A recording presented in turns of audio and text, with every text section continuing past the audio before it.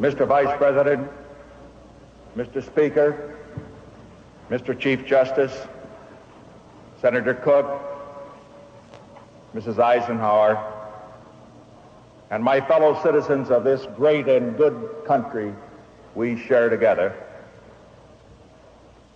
When we met here 4 years ago, America was bleak in spirit, depressed by the prospect of seemingly endless war abroad and of destructive conflict at home. As we meet here today, we stand on the threshold of a new era of peace in the world.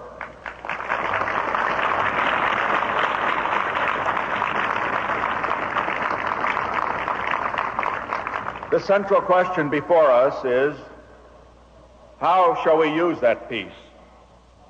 Let us resolve that this era we are about to enter will not be what other post-war periods have so often been, a time of retreat and isolation that leads to stagnation at home and invites new danger abroad. Let us resolve that this will be what it can become, a time of great responsibilities greatly borne, in which we renew the spirit and the promise of America as we enter our third century as a nation. This past year saw far-reaching results from our new policies for peace. By continuing to revitalize our traditional friendships and by our missions to Peking and to Moscow, we were able to establish the base for a new and more durable pattern of relationships among the nations of the world. Because of America's bold initiatives, 1972 will be long remembered as the year of the greatest progress since the end of World War II toward a lasting peace in the world.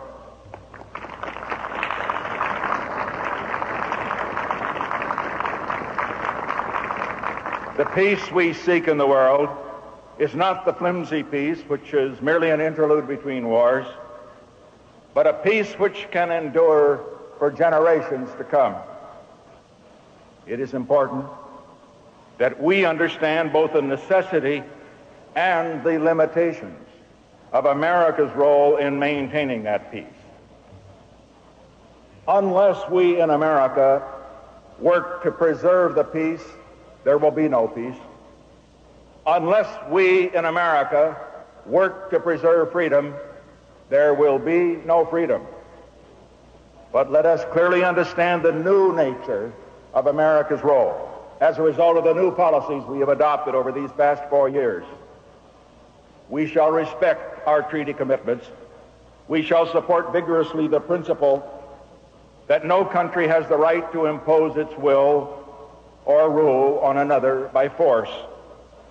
We shall continue in this era of negotiation to work for the limitation of nuclear arms and to reduce the danger of confrontation between the great powers. We shall do our share in defending peace and freedom in the world, but we shall expect others to do their share. The time has passed when America will make every other nation's conflict our own, or make every other nation's future our responsibility, or presume to tell the people of other nations how to manage their own affairs.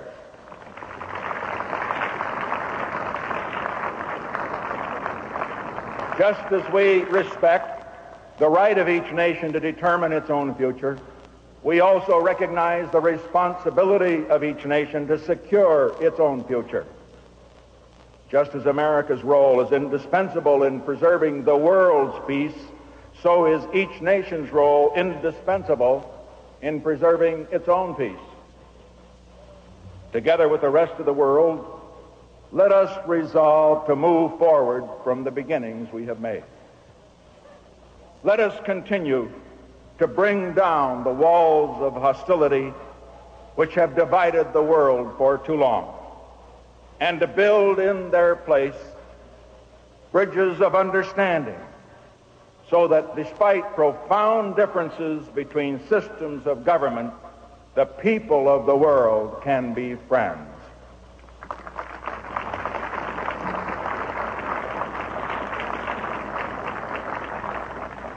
Let us build a structure of peace in the world in which the weak are as safe as the strong, in which each respects the right of the other to live by a different system, in which those who would influence others will do so by the strength of their ideas and not by the force of their arms. Let us accept that high responsibility, not as a burden, but gladly. Gladly, because the chance to build such a peace is the noblest endeavor in which a nation could engage. And gladly also, because only if we act greatly in meeting our responsibilities abroad, will we remain a great nation. And only if we remain a great nation will we act greatly in meeting our challenges at home. We have the chance today to do more than ever before in our history to make life better in America, to ensure better education, better health, better housing, better transportation, a cleaner environment, to restore respect for law, to make our communities more livable, and to ensure the God-given right of every American to full and equal opportunity.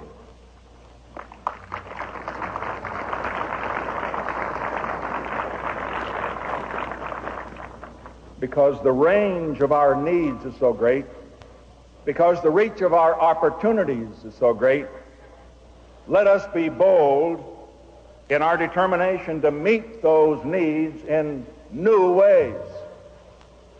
Just as building a structure of peace abroad has required turning away from old policies that had failed, so building a new era of progress at home requires turning away from old policies that have failed. Abroad, the shift from old policies to new has not been a retreat from our responsibilities, but a better way to peace. And at home, the shift from old policies to new will not be a retreat from our responsibilities, but a better way to progress. Abroad and at home, the key to those new responsibilities lies in the placing and the division of responsibility. We have lived too long with the consequences of attempting to gather all power and responsibility in Washington. Abroad and at home, the time has come to turn away from the condescending policies of paternalism, of Washington knows best.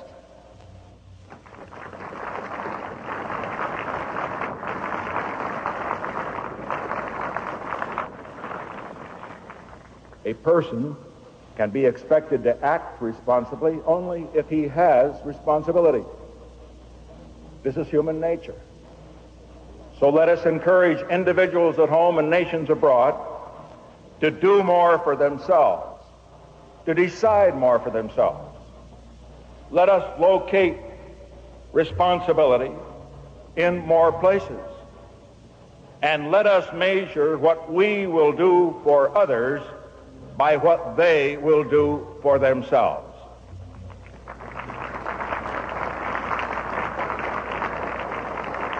That is why today I offer no promise of a purely governmental solution for every problem.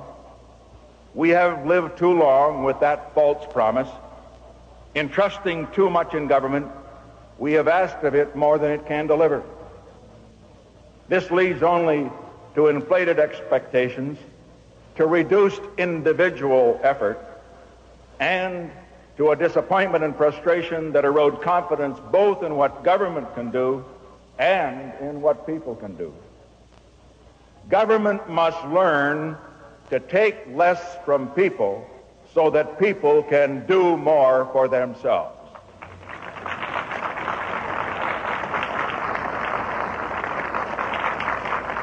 Let us remember that America was built not by government but by people, not by welfare but by work, not by shirking responsibility, but by seeking responsibility.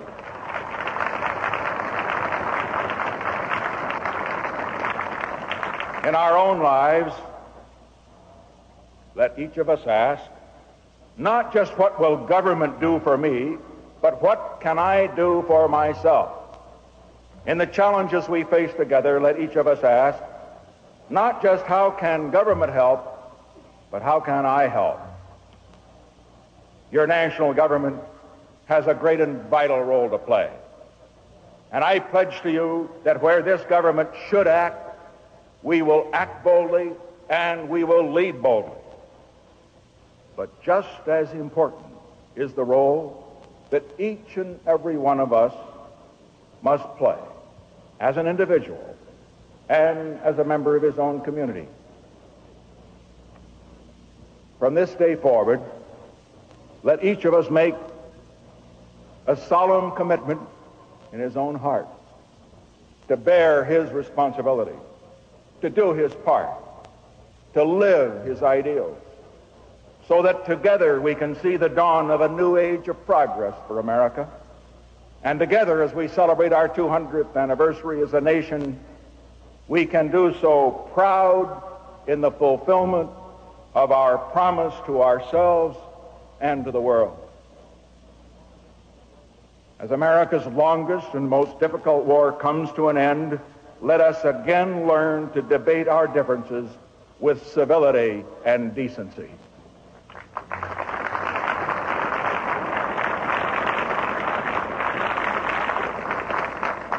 And let each of us reach out for that one precious quality government cannot provide, a new level of respect for the rights and feelings of one another, a new level of respect for the individual human dignity which is the cherished birthright of every American.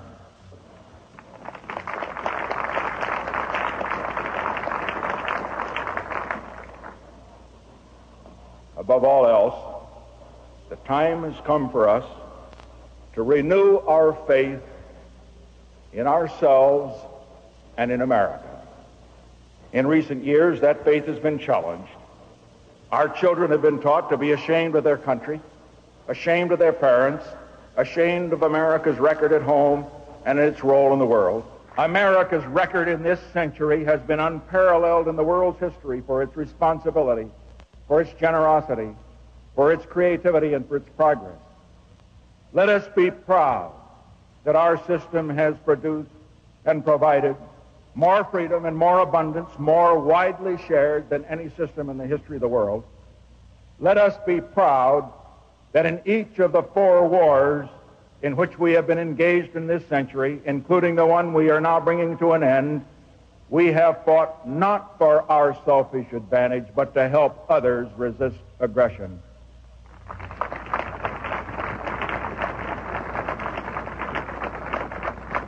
And let us be proud that by our bold new initiatives, by our steadfastness for peace with honor, we have made a breakthrough toward creating in the world what the world has not known before, a structure of peace that can last, not merely for our time, but for generations to come. We are embarking here today on an era that presents challenges as great as those any nation or any generation has ever faced. We shall answer to God, to history, and to our conscience for the way in which we use these years.